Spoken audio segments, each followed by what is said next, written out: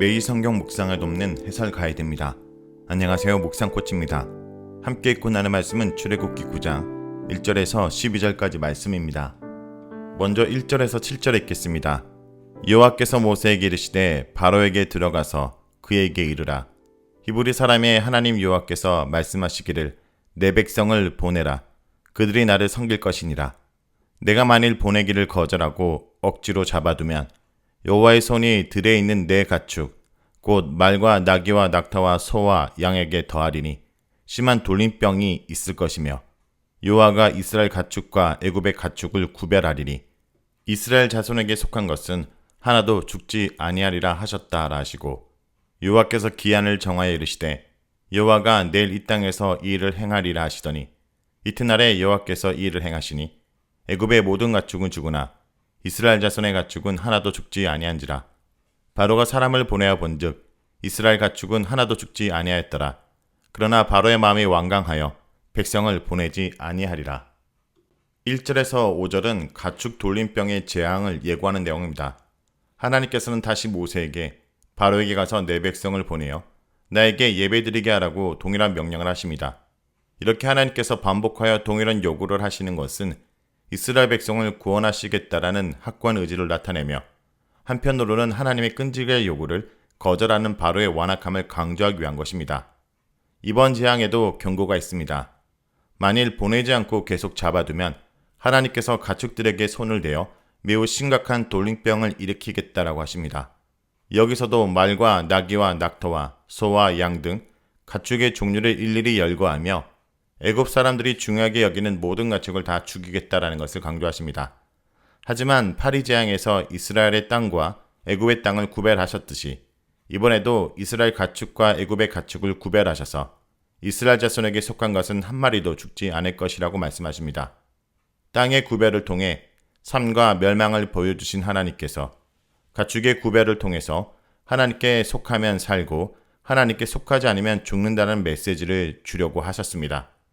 지금 우리에게도 하나님은 아무리 어려운 상황 속에서도 하나님의 자녀들은 보호해 주시고 지켜주시는 하나님이십니다. 그리고 이번에는 재앙을 내리는 날을 하나님께서 정하시는데 바로 내일입니다. 개구리 재앙 시 바로가 재앙을 내일 없애달라고 부탁했고, 파리 재앙에서는 모세가 내일 재앙을 없앨 것이라고 말했다면 이번에는 하나님께서 내일 재앙을 내리시겠다라고 날짜를 직접 정하셨습니다. 1년의 재앙의 장면에서 보듯이 내일이란 시간은 매우 급하고 가까운 시간을 의미합니다. 그러므로 돌림병 재앙도 하나님께서는 내일 당장 내리겠다라고 말씀하신 것입니다. 이러한 급박한 시간 예고를 통해 가축들의 돌림병이 자연적으로 일어난 질병이 아니라 하나님께서 내린 재앙이라는 것을 드러내는 것입니다. 하나님은 한번 작정하신 일은 그 일을 다 이루실 때까지 쉬지 않고 일하시는 분입니다. 그렇기 때문에 계속해서 애굽의 재앙을 내리시는 것입니다. 6절에서 7절은 애굽의 가축에만 재앙이 내리는 내용입니다. 하나님의 말씀대로 다음날 재앙을 내리셔서 애굽의 모든 가축이 죽었습니다. 하지만 이와 대조적으로 이스라엘 가축은 한 마리도 죽지 않았습니다. 하나님께서는 그동안 직접적으로 애굽에 피해를 주지 않으셨지만 애굽의 가축들을 죽이심으로 직접적으로 애굽에 피해를 입히기 시작하십니다. 가축이 죽음으로 막대한 경제적 피해를 입은 애굽 사람들은 이를 통해 애굽을 향한 하나님의 무서운 징벌과 이스라엘을 향한 하나님의 보호하심을 잘 알 수 있게 되었습니다. 그런데 이번에는 바로의 반응이 조금 다릅니다. 정말 하나님께서 말씀하신 것이 사실인지 확인하기 위해 사람을 고센 땅으로 보내어 확인해 보았는데 정말 이스라엘의 가축은 하나도 죽지 않았다는 것입니다. 바로는 처음으로 자신이 적극적으로 움직여 하나님의 능력을 확인하였습니다.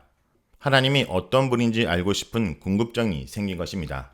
하지만 바로는 하나님의 권능을 목도하고도 여전히 마음을 완강하게 하였고 백성을 보내지 않았습니다. 바로는 하나님의 능력을 분명히 알고도 자신의 고집을 스스로 꺾지 못하고 있었던 것입니다. 죄된 본성을 쉽게 버리지 못하는 인간의 한계를 바로가 잘 보여줍니다. 인간이 죄에서 벗어나기 위해서 그리고 하나님의 말씀을 순종하는데도 하나님의 은혜가 필요한 것입니다. 다음은 8절에서 12절입니다. 여호와께서 모세와 아론에게 이르시되 너희는 하덕에 제 두 웅큼을 가지고 모세가 바로의 목전에서 하늘을 향하여 날리라. 제가 애굽 온 땅의 티끌이 되어 애굽 온 땅의 사람과 짐승에게 붙어서 악성 종기가 생기리라. 그들이 하덕의 죄를 가지고 바로 앞에 서서 모세가 하늘을 향하여 날리니 사람과 짐승에게부터 악성 종기가 생기고 요술사도 악성 종기로 말미암아 모세 앞에 서지 못하니 악성 종기가 요술사들로부터 애굽 모든 사람에게 생겼습니다.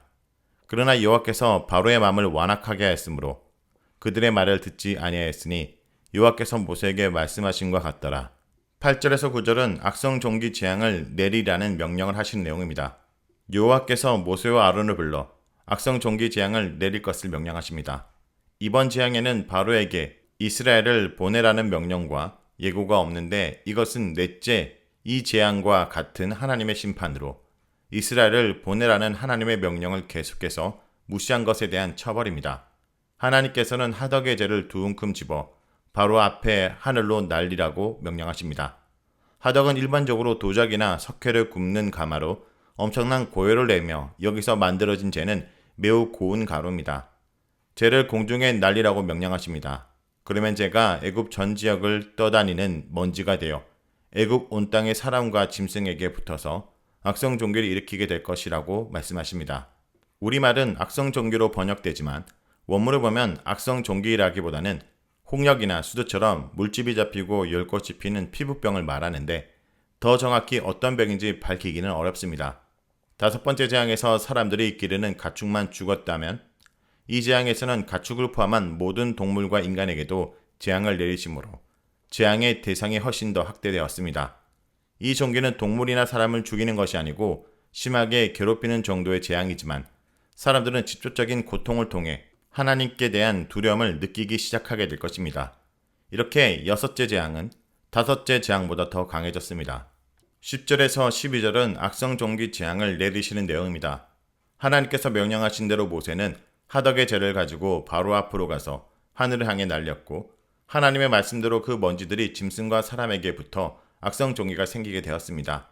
이 악성 종기는 애굽 사람들에게만 생겼는데 애굽의 요술사들도 악성 종기가 생겨서 모세 앞에 서지 못하였습니다. 애굽의 요술사들은 애굽의 신을 섬기며 자기 힘을 이용해 하나님의 이적들을 따라하던 사람들입니다. 그런데 이들도 악성 종기가 생겼다는 것은 더 이상 이들을 섬기는 신들이 하나님이 내리는 재앙에서 그들을 지켜주지 못하는 것을 나타내며 애굽의 신들이 하나님 앞에서 패했다라는 것을 뜻합니다. 그러므로 애굽의 요술사들이 모세 앞에 서지 못한 것은 심각한 병이 들었기 때문이기도 하지만 창피하기 때문일 것입니다. 하지만 여호와께서 바로의 마음을 완악하게 하셨습니다. 그전까지는 바로가 마음을 완악하게 하였지만 이제는 여호와께서 바로의 마음을 완악하게 하였다라고 표현합니다. 이것은 하나님께서 바로가 마음을 바꿀 기회를 주지 않으셨음을 의미합니다. 그렇기 때문에 바로는 하나님의 말씀을 듣지 않았습니다. 이렇게 심각한 문제들이 계속 발생하고 이것은 하나님의 심판이니 회개하고 돌이켜 하나님의 말씀에 순종하라고 아무리 이야기해도 그 상황을 이해할 능력도 들을 귀도 없는 것이 하나님께 심판을 받는 사람들의 특징인 것입니다. 반대로 하나님을 가까이 하는 사람은 하나님의 세미한 음성도 반응하며 그분께 순종하는 사람입니다. 자, 여기까지가 출애굽기 9장 1절에서 12절까지 말씀입니다. 오늘 말씀을 통해 우리는 무엇을 묵상하고 적용해야 할까요? 아집을 버려야 비로소 살 길이 보입니다. 바로는 하나님의 말씀대로 재앙이 구별되어 나타난 것을 알았고 요술사들까지도 악성 종기로 모두 고통을 받는 것을 보았음에도 불구하고 고집스럽게도 패망의 길을 선택합니다. 하나님의 말씀을 거부하면서 더욱 완강해지는 바로의 모습은 자기 소견에 갇힌 모든 오만한 자가 보이는 일관된 패턴입니다. 그러므로 성도 여러분, 하나님 앞에 고집부리다 망하는 일이 없도록 날마다 말씀 앞에서 정직하게 나를 살피고 부인하는 경건의 훈련은 오늘도 멈추지 마시길 바랍니다.